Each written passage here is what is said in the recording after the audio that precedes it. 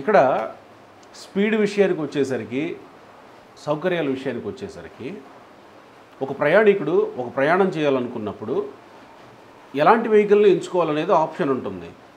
RTC బస్సులు చూస్తాడు, private vehicles చూస్తాడు. ప్రైవేటు వెహికల్స్ గంట 2 గంటల ముందు వెళ్తాయి. ఆర్టీసీ వెహికల్స్ ఒక గంట 2 గంటలు ఆలస్యంగా వెళ్తాయి. ఎందుకంటే వాళ్ళకి స్పీడ్ లిమిట్ నిబంధన ఖచ్చితంగా పాటిస్తారు కాబట్టి. ఓ 70 ఏళ్ల వ్యక్తి అయినా కూడా ముందుగా స్పీడ్గా ఏ బస్సు అయితే వెళ్తుందో ఆ బస్సులో వెళ్ళడానికే ప్రయత్నం చేస్తాడు, దాన్నే ఎంచుకుంటాడు. అంటే దానిలో ఏం పోతాం అబ్బా మిగతా వాళ్ళకి చెబుతాడు అనమాట. దానిలో ఏం పోతాం అబ్బా, ఇదైతే స్పీడ్గా తీసుకుపోయి ఎక్కడో చేరాల్సిన చోటుకి చేర్చేస్తాడు, ఆ చేర్చే చోటేదో చేర్చేస్తాడు అని వెళ్ళిపోతూ ఉన్నారు.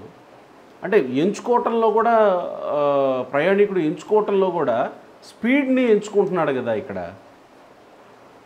అంటే మీరు అడుగుతుంటే ప్రయాణికుడికి పూర్వం ఆఫీసుకు వెళ్ళి టికెట్ బుక్ చేసుకుని వెళ్ళే సౌకర్యాలు ఉన్నప్పుడు అసలు బస్సు ఎలాంటిదో కూడా తెలుసుకోవడానికి అవకాశం ఉంది. ఓకే, ఇప్పుడు అంతా ఆన్లైన్ టికెటింగ్ వచ్చింది. ప్రైవేట్ బస్సు అయినా సరే, ఆర్టీసీ బస్సు అయినా సరే. వీ అజ్యూమ్ దట్ మనం ఏమనుకుంటాము అంటే నన్ను తీసుకెళ్లే బస్సు నన్ను క్షేమంగా తీసుకెళ్తుంది కాబట్టే వాడు ఆపరేషన్లోకి వచ్చాడు అని మనం కొనుక్కుంటాం. టికెట్ రేటింగ్స్ ఉంటాయి, రేటింగ్స్ 4+, 4.5+, అది 4 స్టార్ రేటింగ్స్ 4.5 స్టార్ చూసుకుంటారు, వెళ్తారు. అక్కడ స్పీడు అనేది పెద్ద ఫరక్ కాదు అక్కడ. ఓకే, నేను మనతో చర్చించాలనుకుంటుంది ప్రయాణికుడికి అవేర్నెస్ చేసే ప్రక్రియలు ఉండటం లేదు, ముఖ్యంగా స్లీపర్ బస్సుల్లో. కూర్చుని వెళ్ళే బస్సుకి అంత పెద్ద స్పీడ్ బ్రేకర్లు లేదు, హ్యామర్లు లేకపోతే లౌడ్ సిస్టము అనేది కాదు అక్కడ. సుఖంగా ప్రయాణం చేసుకుందాం అనుకున్న వాళ్ళకి ఏమేమి అవకాశాలు కావాలి, ఏమేమి భద్రతా సౌకర్యాలు ఉన్నాయి, ఏ రకంగా ఎస్కేప్ రూట్లు ఉన్నాయి అనేది అతనికి తెలియజేయవలసిన బాధ్యత యాజమాన్యాన్ని, పరిశీలకుడికి, అంటే ఎన్ఫోర్స్మెంట్ వాళ్ళు. రూల్ ప్రకారం ఇవన్నీ ఉన్నాయా లేవా, ఉంటేనే ఈ బస్సు వెళ్ళాలి.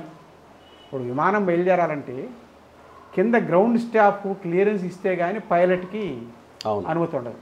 అవును. అలాగే విమానంలో అన్ని పరికరాలు పనిచేస్తూ ఇన్స్ట్రుమెంట్స్ పనిచేస్తుంటే కానీ గ్రౌండ్ స్టాఫ్కి పైలట్ క్లియరెన్స్ ఇవ్వడం. అవును. అంటే there is a check list. Wheels బాగున్నాయి, వీల్స్ బాగా, ఫ్యూయల్ బాగుంది, ఫ్యూయల్ ట్యాంక్ బాగుంది, ఇవన్నీ కూడాను they are part of check list. అలాగే బండికి ఫిట్నెస్, బండి ట్యాక్సు, బండి పర్మిటు, ఇవి కూడాను ఈ చెక్ లిస్ట్లో ఉండాలి.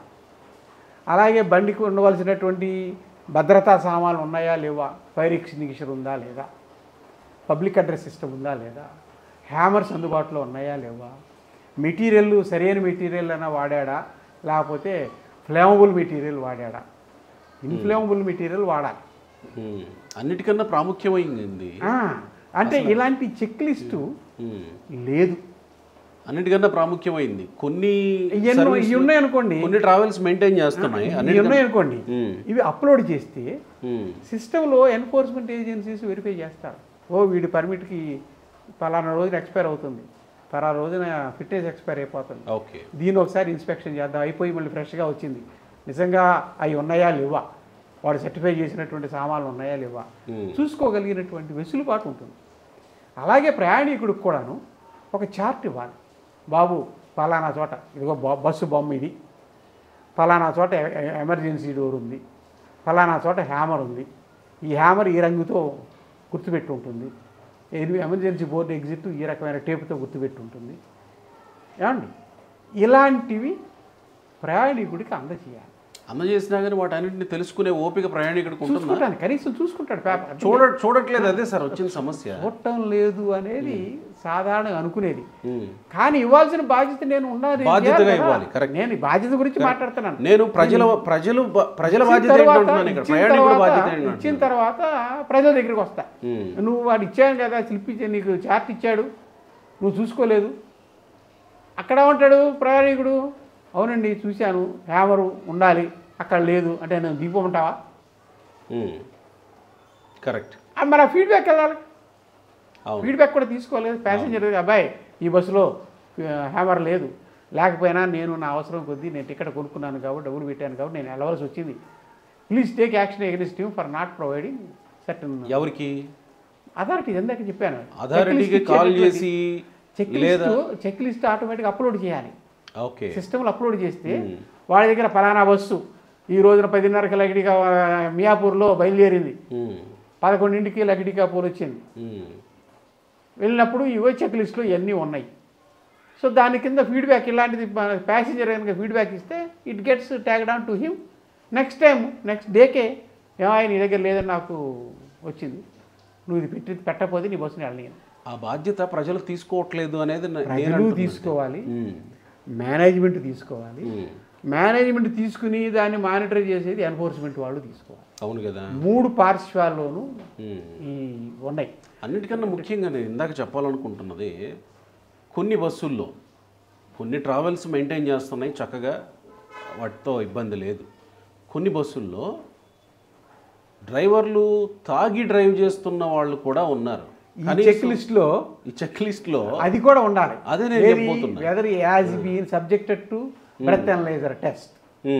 ఇంకోటి కూడా ఉండాలి, is there any passenger who is intoxicated కూడా ఉండాలి. ఎందుకంటే డబుల్ బెర్తలు ఉంటాయి, మీరు నాకు మీకో టికెట్ నాకో టికెట్ వస్తుంది కదా, నేను తాగేసి వస్తాను, నేను నానా యాత్ర పెడతాను మిమ్మల్ని, నిద్ర సౌకర్యం కలిగిస్తాడు కదా.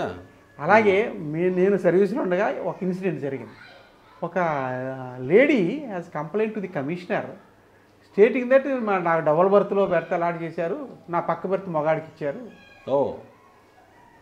నేను వెళ్ళనన్నాను, వెళ్ళకపోతే మీరు మానేయండి అన్నారు, డబ్బులు ఇవ్వమన్నాను, డబ్బులు ఇవ్వడానికి ఇల్లేదు, నీ ప్యాసింజర్ నాకేమవుతాడు. చాలా చోట్ల అంతే రూడ్గా behave. I was forced to travel with a male who is not known to me అని కంప్లైంట్ ఇస్తే, అప్పుడు మేము నా కమిషనర్ గారి ఇన్స్ట్రక్షన్ మీద బస్సులన్నీ వాళ్ళని పిలిపించి, అబ్బాయి నువ్వు టికెట్లు అమ్మేటప్పుడే పేరు సెక్స్ తెలుసుకుని, ఇద్దరు మొగాళ్ళైతే నువ్వు అమ్ముకో, అంతే కదా, ఇద్దరు ఆడాళ్ళైతే అమ్ముకో, అంతేగాని ఆడ మగ జమిలి చేసావంటే నీతో అని అట్లా ఇనిషియేట్ చేసాం మేము.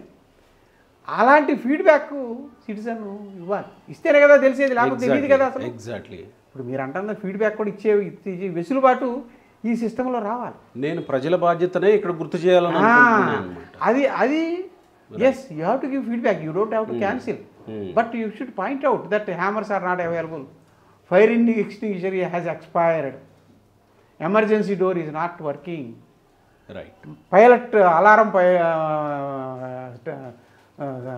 That button is not working, the material that is used is flammable material, right, whatever feedback what he writes, whether he is comfortable or not, right, and he can also say that the other partner is disturbing me. కనీసం వాడినన్నా అంటే బాధ్యత అనేది ప్రజల్లో ఉన్నమాట వాస్తవం. ప్రజలు అమాయకంగా పెడతారు. అవును కదా. భార్య భర్త ఇద్దరు పిల్లలు ఎందుకు వెళ్ళారు, తల్లి కూతుళ్ళు ఎక్కడో బయట నుంచి వచ్చి పెళ్లి కోసం ఎందుకు వెళ్ళారు, ఆయన చావాలని కాదు కదా. అలాగే బండి యజమాని కూడా నా బండికి ప్రమాదం అయినా పర్లేదని ఉండడు. ఆడికున్న భరోసా ఏంటంటే, నా బండికి 4 చక్రాలు ఉన్నాయి, నా బండికి ఒక స్టీరింగ్ వీల్ ఉంది, నా బండిలో డీజిల్ ఉంది, నా బండి వెళ్ళిపోద్ది, నాకు డబ్బులు వస్తున్నాయి. కానీ ఆయన బాధ్యత ఏంటి, చట్ట ప్రకారం ఉండవలసినవి ఉన్నాయా లేవా, అవి మెయింటైన్ చేస్తున్నానా లేదా అని చూసుకోగలిగింది లేదు. అలా చూసుకోగలిగిన వ్యవస్థ ఆర్టీసీ మాత్రమే. ఎగ్జాక్ట్లీ. ఆర్టీసీలో ఆ వ్యవస్థ ఉంది. అవును. కానీ వాళ్ళకున్నటువంటి ఇబ్బందుల్లో సరి అయిన బస్సులు పెట్టడం లేదు, సంఖ్యలో నా బస్సు అంటే బస్సుల సంఖ్య సరి. ఆయనే ఉంటే ఏదో సాగుతుంది కదా, ఫలానా వాడు ఎందుకని ఆర్టీసీ బస్సులే సరిపోయినండి బాగుంటే ప్రైవేట్ బస్సులకు ఎందుకు వెళ్తారు? ఆ గ్యాప్ని ఫిలప్ చేయడానికే కదా ఇవి వచ్చింది. కాలిస్టార్ ఆల్ ఇండియా టూరిస్ట్ బస్సులు వంకతో వచ్చింది. ఆఖరి కేంద్ర ప్రభుత్వం కూడాను ప్రభుత్వ రంగ సంస్థలు వద్దు, అంతా ప్రైవేటే కావాలి అనే కదా ఇలా డైల్యూట్ చేసి contract carriage, stage carriage definition dilute చేసి కాంట్రాక్ట్ క్యారేజీ, స్లీపర్ బర్తులు ఇంట్రడ్యూస్ చేసి నేను ఇన్ని రూల్స్ పెట్టాను అని చెప్పి అన్నీ పెట్టి అమలుపరచడం మాత్రమే మనుషులు మాత్రం ఇవ్వరు.